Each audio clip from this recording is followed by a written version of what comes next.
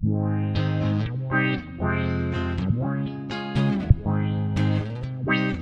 24 express की team के साथ आप पहुंची हूं उत्तर प्रदेश की कादीपुर विधानसभा में। समाजवादी पार्टी से प्रत्याशी हैं भगेलू राम जी। आइए करते हैं उनसे बात। नमस्कार सर, आपका बहुत बहुत स्वागत है न्यूज 24 एक्सप्रेस में। धन्यवाद सर, आपसे जानना चाहते हैं इस बार 300 पार 350 पार? 300 पार। सर 300 पार तो भाजपा भी कहती है। भाजपा कहती रही, अपने एक दो राउंड का चुनाव उसको देख लीजिए, उससे आपको पता चल जाएगा। वो कहने की कोई जरूरत नहीं है। जो फर्स्ट राउंड सेकंड राउंड की पोलिंग हुई उससे पता चल जा रहा है कितना किसका है। सर देखा जाए तो आज भी कादीपुर बहुत पीछे है विकास में, क्या कारण है? निश्चित रूप से कादीपुर विधानसभा में जो भी विकास का काम हुआ, मैं 3 बार मात्र 12 साल विधायक था, वो हमने विकास किया। इसके हमारे अलावा किसी ने कुछ कादीपुर विधानसभा विकास काम किया ही नहीं है। सर रोडें अभी भी नहीं बनी है सर, अभी हम आए। यही तो कह रहे, यही जनता तो कह रही है। 5 साल माननीय विधायक जी और सरकार ने कुछ किया नहीं है, इसीलिए माननीय विधायक जी गांव में घुसने नहीं पा रहे। जनता उनको खदेड़ रही है। विकास किया तो कहना उनको जनता स्वागत करती।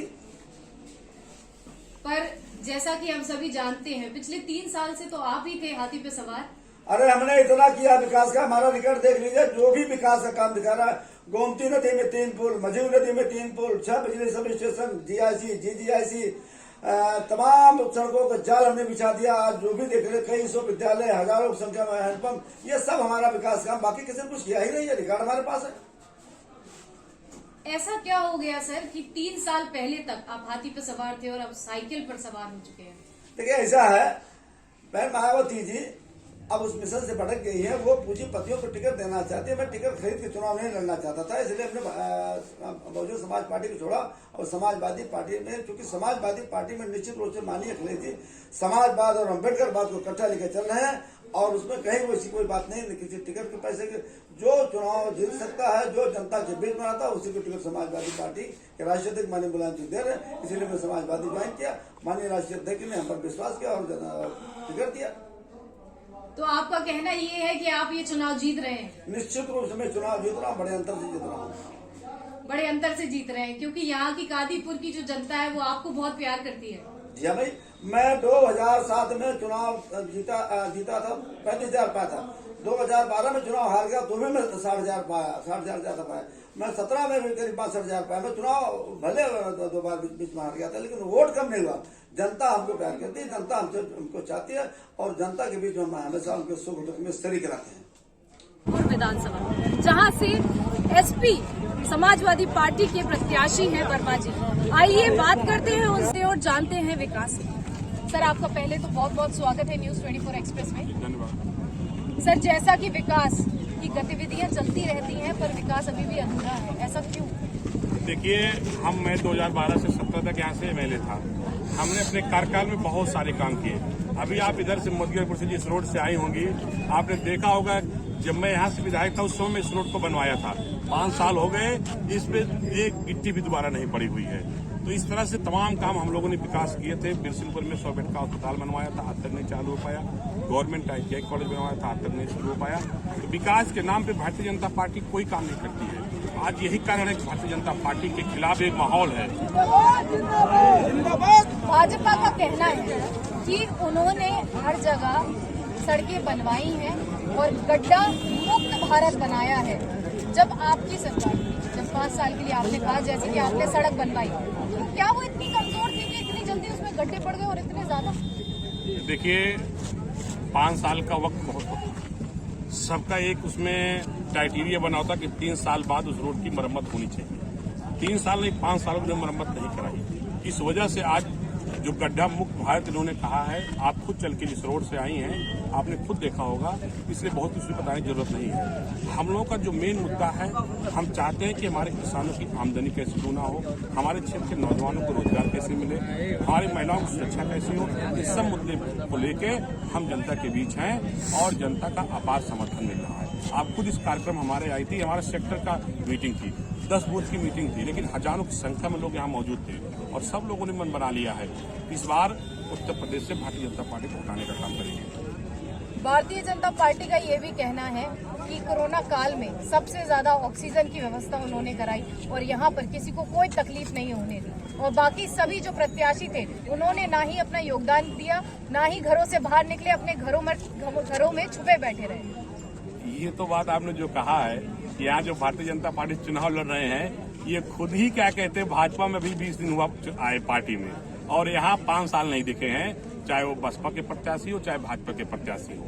और इसलिए मैं बताना चाहता हूँ, आप जनता से पूछ सकती हैं कि यहाँ पे सपा, बसपा और भाजपा के तीनों प्रत्याशियों में कौन 5 साल जनता के बीच बने रहे और कौन कोरोना काल में यहाँ पे लोगों की मदद किया है। अब तो चूंकि सोशल मीडिया का जमाना है, मैं आपको बताना भी चाहूंगा, हमारा पेज है अरुण वर्मा के नाम से, आप खुद चेक कर सकते हैं और भी कोई चेक कर सकता है, अपने आप आपको पता चल जाएगा। राजेश जी, क्या कुछ करने वाला है आने वाले समय में कादीपुर? जिस आशा विश्वास से 2017 में हमारी सरकार यहाँ के लोगों ने आशीर्वाद दिया था, कादीपुर के लोगों ने आशीर्वाद दिया था, जो काम जिस तरीके जिस तेजी से हमारी इस विधानसभा का विकास हो रहा है, निश्चित तौर पर आने वाले जो हम लोग की सोच है, जो हमारी सरकार की सोच है, इस कादीपुर विधानसभा को उत्तम विधानसभा जैसे उत्तम है, इस मान सम्मान इस विधानसभा का ज्यादा आपने घोषणा पत्र में जो निकाला था, जो घोषणा पत्र निकाला था, उसका एक भी काम नहीं किया है अभी तक पूरा। वो चैलेंज क्या करेंगे, अभी इस उम्र में बेचारे क्या चैलेंज, हमारे बहुत सम्मानित हैं। चैलेंज हम उनको करते हैं, चैलेंज इस बात का करते हैं कि हमने सबका साथ सबका विकास। मैं इसी विधानसभा 191 विधानसभा की बात कर रहा हूँ, मैं अनुसूचित मोर्चे का क्षेत्रीय अध्यक्ष था। वो जिस पार्टी में बहुजन समाजवादी पार्टी में थे, जहाँ दलित समाज की बात होती थी, बाबा साहब डॉक्टर भीमराव अम्बेडकर के सपनों की बात होती थी, सही माने में 2017 से 2022 तक आप देख लीजिए, किसी गांव में चले जाइए, प्रधानमंत्री आवास मिल रहा है, उनके खाते में पैसा चला रहा है। तो हमको नहीं समझ किस बात का चैलेंज कर रहे हैं, किस बात का गुरूर है। जहां पर जातपात की राजनीति, जहां पर गुंडागर्दी, जहां पर माफिया, वो खुद जहां पर उनकी बात खुद ही नहीं सुनी जाएगी, तो हमको क्या चैलेंज करेंगे। अच्छा, उनका कहना ये भी है कि भाजपा की जो सरकार है उसने कोरोना काल में ऑक्सीजन नहीं दिलवाई यहाँ पर लोगों को। ये तो आपने बहुत ही अच्छा सवाल कर लिया और शायद उनके मुंह से है। और this is the first constituency during corona काल। ये पहली कॉन्स्टिट्यूंसी है जब हमारे जो बच्चे, जो हमारे घर मजदूर किसान जब वहाँ पर परेशान थे, चाहे वो मुंबई, दिल्ली, कलकत्ता कमाने गए थे, और जो वहाँ भयभीत थे। मैं बड़े गर्व के साथ कह सकता हूँ कि मैं जिस पार्टी का कार्यकर्ता हूँ, जिस पार्टी का प्रत्याशी हूँ, एक एक भारतीय जनता पार्टी का कार्यकर्ता, वो चाहे राशन पहुंचाने का काम किया हो, चाहे हमारे यशस्वी प्रधानमंत्री, मुख्यमंत्री जी जिन्होंने बस भेज करके यूपी बॉर्डर के बाहर उनको लाने को घर तक पहुंचाने का काम किया। जरा उनसे पूछिएगा, जब कोरोना महामारी चल रही थी, तब उस समय इनके लोग भाजपा कार्यकर्ता सड़क पे थे, लोगों के सुख दुख में थे, तब समाजवादी पार्टी का कार्यकर्ता नेता कहाँ था, बहुजन समाजवादी पार्टी का कार्यकर्ता नेता कहाँ था।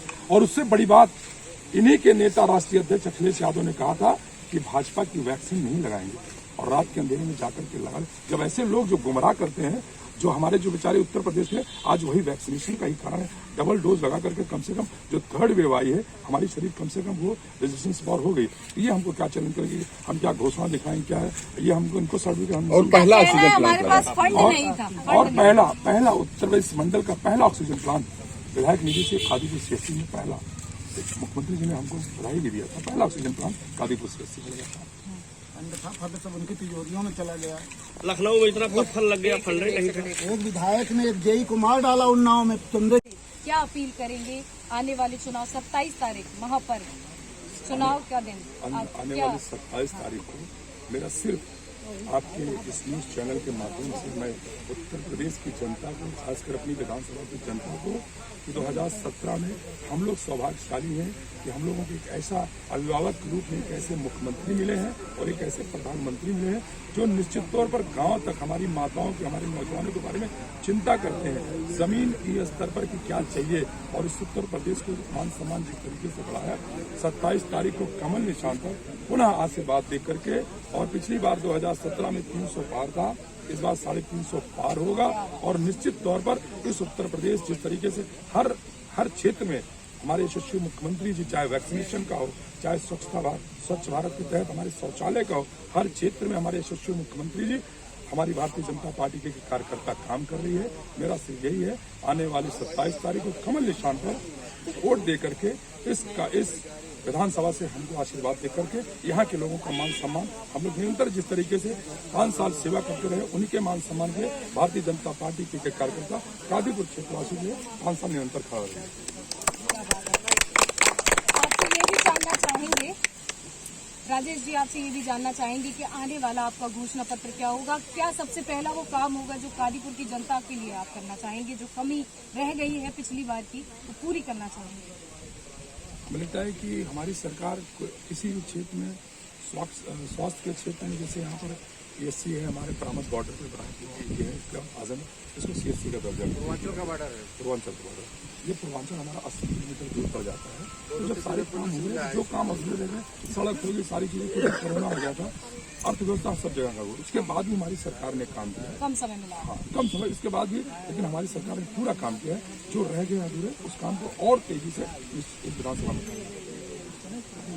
चलिए, ये थे हमारे साथ राजेश गौतम जी कादीपुर विधानसभा से, जिनका साफ साफ कहना था कि जो भी कुछ अधूरे काम रह गए हैं सड़क के निर्माण के, वो इस बार एक बार फिर जब यहाँ के सभी जनता जब उनके पुत्र, उनके बेटे, उनके भाई को भारी मत देकर यहाँ से जिताएगी तो वो सारे वो काम छूटे हुए पूरे करेंगे, जैसे कि शिक्षा, जैसे कि स्वास्थ्य, जैसे कि सड़क का निर्माण और भी बहुत सारे ऐसे कार्यों की उन्होंने बात की है जो वो जनता की सुख सुविधा का ध्यान रखते हुए पूरा करेंगे। मैं नेहा, कैमरामैन दिव्यांश के साथ, कादीपुर। धन्यवाद। और यहाँ पर विकास की एक नई लहर आएगी, यहाँ के युवाओं को कारोबार मिलेगा, स्वास्थ्य की व्यवस्थाएं और बेहतरीन की जाएंगी। पूर्वांचल एक्सप्रेस वे तो बन ही चुका है, हर गली में, हर मोहल्ले में एक अच्छी रोड होगी। इन्हीं शब्दों के साथ मैं नेहा श्रीवास्तव, News 24 एक्सप्रेस।